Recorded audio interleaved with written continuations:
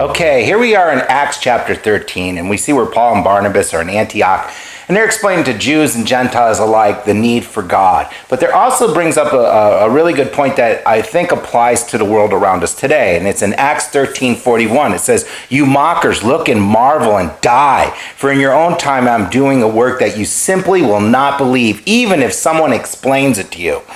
There's just people that no matter how much we explain about Jesus or tell them about the good news of salvation, they're just not going to believe. There will always be people who will not believe, but they will also mock and deny Yeshua or Jesus. They will deny it every chance they get. They don't care. They don't want to hear it.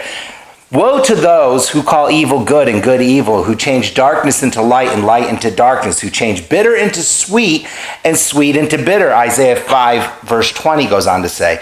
Again, this applies greatly to us today because as we look around the world today, we see people doing this. There's what is good, they call evil. What is evil, they call good. Look at that. We could just go down the road of abortion. I mean, it's mind-boggling to me when people say it's just a woman's right to choose and just crucify or murder a baby. That's mind-boggling to me. To defund the police, to call all police officers evil, to see children with guns just mocking law enforcement and going against the grain. We have disobedient children, disobedient citizens, and disobedient people, and yet the mainstream news media calls them good and the good evil. It makes no sense.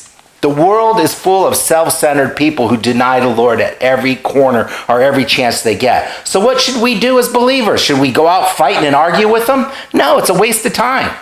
What we need to do as believers is just keep living our lives for the Lord, shining the light of Jesus on those who are in darkness. And if they want to argue with us, whatever, shake the dust off your feet and walk away.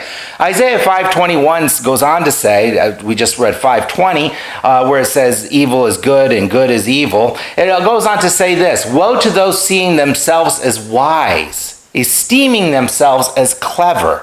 Doesn't that sound familiar with people today? We have on the news media alone, we can watch any news station and you see some pundit on there claiming to be all-knowing and wise. They know what the American people want. I love our politicians. I speak for the American people. What nonsense. The only person that have ever spoken for the people is Jesus himself. Today, let's not get caught up in the senseless arguments that we see, but instead let's be caught up in the Lord, sharing with those who want to listen and just walking away from the mockers and the deniers. Have a blessed day sharing the good news of Jesus.